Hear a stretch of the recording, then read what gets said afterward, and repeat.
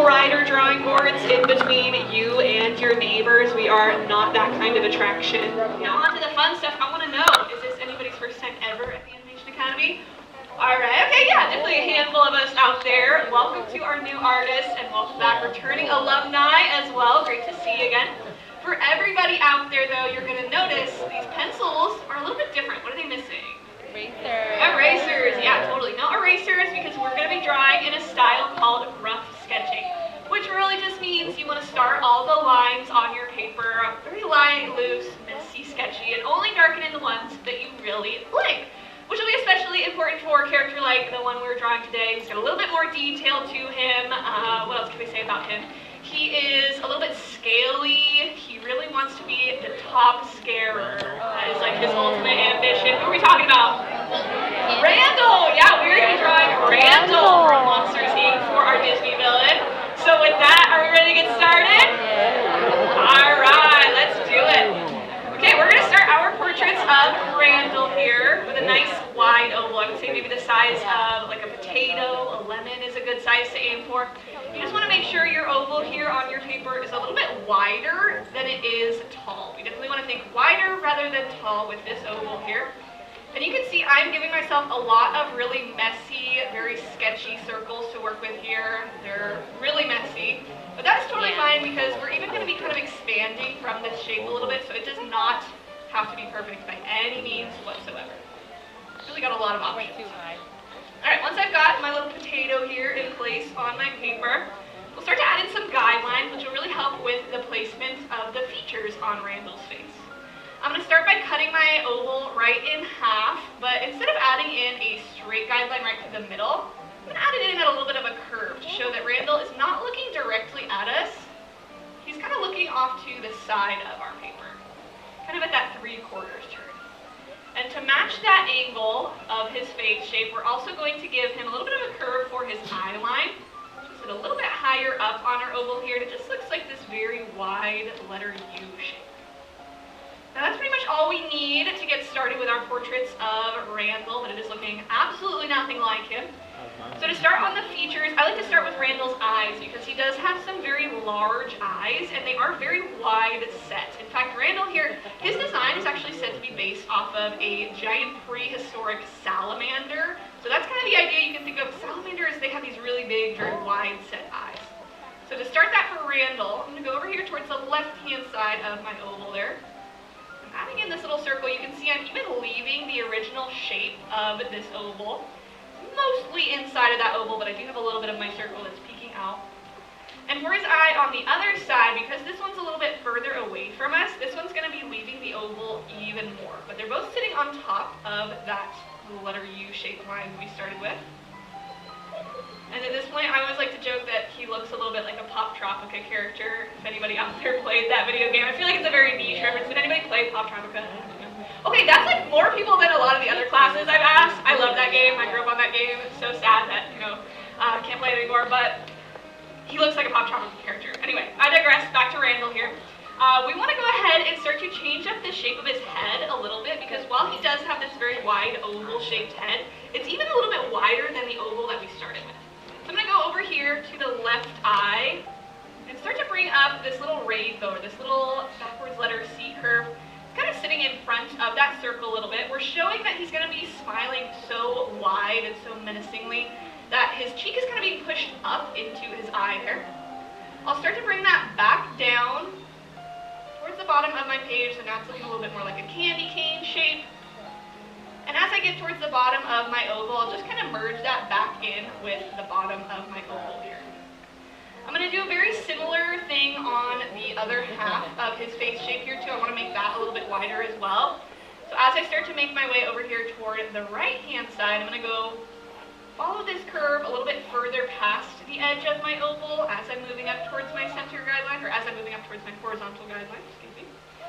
And then I'll start to tuck that right back into other side of his face, so right next to his eye there. So it's kind of a little bit more football shaped, a little bit wider than that original oval. But now that we have some things that we like, we can actually start to lock some things into place. And if you've never drawn with us here, when we say locking it in, that is just a fancy way of saying that we're going back into our drawings, we're taking our favorite lines and making them a little bit darker so that they really stand out above all of the sketchy lines that we started with. Although this is actually the only place in the entire Disney resort where you are encouraged to be a little bit sketchy. It's true, it's true. Now, Randall here, he did go through quite a few changes before we got to this version of Randall that we know. And one of the things that changed about him was actually his name. Before he was Randall, they had quite a few different names that they were kind of considering. One of the names they were considering was Swit, and another name that they were considering was just Ned. He was just going to be called Ned. I don't know, it feels like it doesn't quite fit, so I totally understand why they ended up changing it up. I couldn't tell you what it is about Randall that just feels like it fits the character a little bit better. But Randall was not the only character that went through changes in this movie. Mike Wazowski himself actually went through quite a few changes before he became the lovable green tennis ball monster that we know. In fact, in the original concept art for Mike Wazowski, he was not going to have any arms or hands. He was just going to be running around Monstropolis, a little tennis ball with legs. And in fact, he wasn't even going to be green either. He was going to be purple and covered in hair. So he went through a lot of different changes, to say the least, before we got to that version that we know. And in fact, if you're ever hanging out in the courtyard when the Monsters Inc. portion comes on of the clips outside in the courtyard there, you can actually see the original concept art for Mike Wazowski, where he is fluffy and purple and doesn't have any arms. So it's pretty cool to see how much these characters really change and come to life and become the characters that we know and love. But it is a very long process to get there, for sure. But as for our character here, once we've locked in these eyes for him, locked in the lower half of his face and his eyes, we want to change up Randall's eyes a little bit, because if we just added in his pupils with his eyes like they are now, he would look very, very wide awake, very almost like surprised, if you will, or maybe excited, which I feel like Randall, he's always plotting, he's always scheming. It's not too often that he is very surprised. Most of the time, he is, like I said, more scheming, and so he has a little bit more of like a squinty look to his eyes. So in order to show that, I'm actually going to go back in here and add in some eyelids for him. So right across these two little circles on either side, I'm going to bring across these rainbows that are sitting at a little bit of a tilt here, bringing up his lower eyelid, and then another rainbow right above that one for his upper eyelid there. So that'll give him a little bit more of a squinty look to him, and we do actually find out in the prequel, Monsters University, that Randall, when he's in college, right, he actually wears glasses. So that is one of the reasons in the Monsters Inc. movie where they kind of explain why his eyes are always a little bit squinted like this, because he actually does need glasses to see, but I guess in Monsters Inc. he just refuses to wear them. But now that we've got his eyelids in place here, he's still looking like he has seen some things in Monstropolis. He's looking a little bit like blank stare there. So we want to add in those pupils for him. Because his eyes are kind of closed like this, we're not going to see the whole shape of his pupil. So on the eye here on the left side, I'm just going to add in a little half rainbow, a little hill. I'll shade that in for the pupil. And then on the other side, since he's kind of turned, but his eye is still looking towards us, going to kind of tuck it right here in the inside corner, a little letter C shape, and shade that in as well. Once we've got his eyes in place, we can start to work on that very devious smile of his. And again, he is based off of like that giant salamander. So he's going to have a very wide mouth to match his very wide set face. So I'm going to go right underneath his little cheek here in the corner that I added in front of his eye. And I'll start with a smile line, again, really just showing that his cheek is being pushed up really big. By this smile he's going to be giving us, or maybe more like sneer is the right word. And then I'm going to pull across a very, very wide letter U shape right underneath my rainbow, all the way across from one side of his face to the other. And I'm going to end it right below his eye here on the right-hand side. I'll do the same thing, adding in another letter U shape right below that first one to show that he has this open mouth smile. We're kind of being able to see inside of his mouth a little bit there. Now, Randall here, he's a very sneaky personality, right? And I think that personality is really brought to life by his amazing voice actor. Does anybody know who plays Randall here?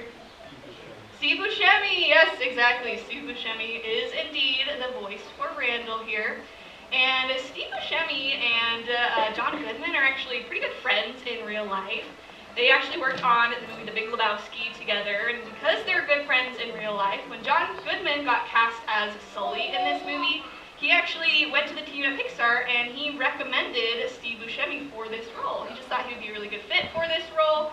So the team at Pixar did end up bringing Steve Buscemi in to kind of do some trial lines, and they also felt like he was a really good fit for this role as well. But I just think it's really cool that they're just good friends in real life and they got to work on another project together, which I'm sure was a lot of fun. Now that we have his big smile in place here, we do want to add in those teeth to make him look even more menacing than he already is. I'm just going to bring across a bunch of little letter V shapes or little mountaintop shapes, however you want to think about it, all along the inside of his mouth there to really show each one of those very pointy teeth inside his mouth. At this point, we're probably also right about the halfway mark of our drawing, so I want to do a quick check-in with everybody out there. How are we feeling so far about Randall? Okay, some people are questioning their life decisions, some people are feeling all right, okay. Well, don't worry just yet if you're not quite seeing Randall. He does actually have a pretty big detail right up at the top of his head here that we are missing, which is going to be those three little, I guess fins is like the best way I can describe them. They're kind of like little antennae. He's got three of those right up at the top of his head there. So we'll start to add those in, and I like to think of the shape of these as very stretched out teardrops, almost like upside down teardrops or maybe baseball bats. So I'm going to start next to his eye here on the right side by pulling up a big stretched out letter C curve. And then I'll start to pull this up and in the opposite direction. So it kind of looks like a big letter S. That's how we'll start this first little fin on top of his head. I'll round it off with a letter C curve. And as I start to bring it back down towards the top of his head shape, you'll see I'm getting a little bit closer to that beginning line as I go. So it's getting a little bit skinnier as we're coming back in toward the top of his head. I'll do that 2 more times to form the other little antennas he's got on his head, just adding in those little teardrop shapes and getting a little bit skinnier as I go back down. Now, another pair of voice actors in this movie that are also really good friends is John Goodman and Billy Crystal, who of course play Mike and Sully. And they had so much fun recording the lines for this movie. They actually recorded their lines together in the same sound booth, which is not normally done for animated movies, but they just felt like they were able to kind of bounce off of each other so well. And they came up with a lot of stuff just on the spot that was not in the original version of the script, or not really in the script at all. And a lot of that stuff that they ad-libbed in the sound booth ended up staying in the final cut of the movie. For instance, one of those things that was not in the original script, that's one of my favorite parts of the movie, is the part where they are trying to cause a distraction and they sing that little song that's like, put that thing back where it came from, or so help me, so help me. That was not in the original script, which is crazy because I feel like that is such an iconic part of this movie, but everybody ended up loving that so much that they did end up keeping it around, and again, just being so iconic. And there was a lot of moments like that that ended up staying in the final cut of the movie. Now once we've got all of these little fins in place on top of Randall's head, we've got them all locked in there, I just added in a few more little curves up at the top of my oval there just to show that I'm closing off that space between these little fins here and his eyes. And I want to add in a little bit more detail to the ends of these little fins as well. The ends of them are a little bit of a darker color, so I like to add in just some little curves to show, even though we're not like coloring it in, to show there's a little bit of a different color on the end there. Now, I like to add in a neck for Randall here too, just that way he's not a floating head in the middle of our paper there. So right on the side of his face, I'm going to add in 2 little rainbow curves, 2 little hills, just pulling those down towards the bottom corner of my paper to show maybe we're seeing a little bit of the rest of his body. You could shade in some parts of your drawing too, that'll be extra credit. Maybe you want to shade in your entire portrait, show him like the silhouette at the end of Monsters, Inc. I'm not going to lie, that is like one of my favorite parts of this movie is like where they end up pushing Randall into that random doorway, and then he ends up at like this random mobile home somewhere, and there's a kid in there that's like, "Ma, we got another gator in the house." I just feel like, you know, Randall has been so nasty this entire movie, and karma kind of comes back around to him. So he kind of got what was coming to him, not gonna lie. The last touch I'm going to add in here for my drawing of Randall, though, is going to be a few little circles, some little dots right around like where his nose would be if he had one, just to show those little scales. He is, again, kind of very lizard, snake-like. So I'm going to add in a few little scales here and there. You could even add in like a different pattern if you want. Randall can, of course, you know, change color. He can even change different patterns and stuff. So maybe you want to put a bunch of stars all over him, or like hidden Mickeys. Maybe you want to show that he is like blending into Boo's door with that pattern with the little flowers. But the very last mark that any artist absolutely needs on their drawing is going to be your signature. So don't forget, when you're all done, to find somewhere to sign your drawing nice and proud, because you've all just completed your very own portraits of Randall Boggs. With that, I want to know, everybody, in the end, how did we do? Okay, a little delayed reaction. We got some blues, some goods. Okay, I will take it. More importantly, did we have fun? Okay, that's the best part about rough sketching. And I would love to see, before we all go, how all of these portraits came out. So on the count of 3, we're going to do a little art show. I want everyone to flip those boards around, show off those drawings, nice and proud, alright? Ready? 1, 2, 3, Randall! These are looking really good down here. I like these. Super cute, very menacing with the smiles. I like how these sketchbooks, so cute. Very nice job with the little fins on top. You guys really nailed the shape. Nice job in my background. So you're really filling up the whole page. I can see it from here. I love these. Oh my gosh, the wide smiles back here. Really amazing. Give yourselves a big round of applause, everybody. These all look monstrously good, I have to say. Those drawings are for you to keep and take home with you, so don't forget to grab them off of your drawing boards. Thanks so much for joining us today, everybody. Hope you had fun, and class is dismissed. Let's give Sam a big round of applause, everyone. Thank you, Sam. All right, folks, before you go, please prop up your boards against the seat the way you found it to help us clean up for the next class coming in, because we have less than 10 minutes to get ready for that next class. So please help us out. Make sure you're taking all your belongings, all those drawings with you as well. The drawings are yours to keep. If you don't want to keep them, recycle them outside in the wire basket located at the bottom of the ramp as you exit. Make sure you have all your personal belongings. I feel like that sometimes with like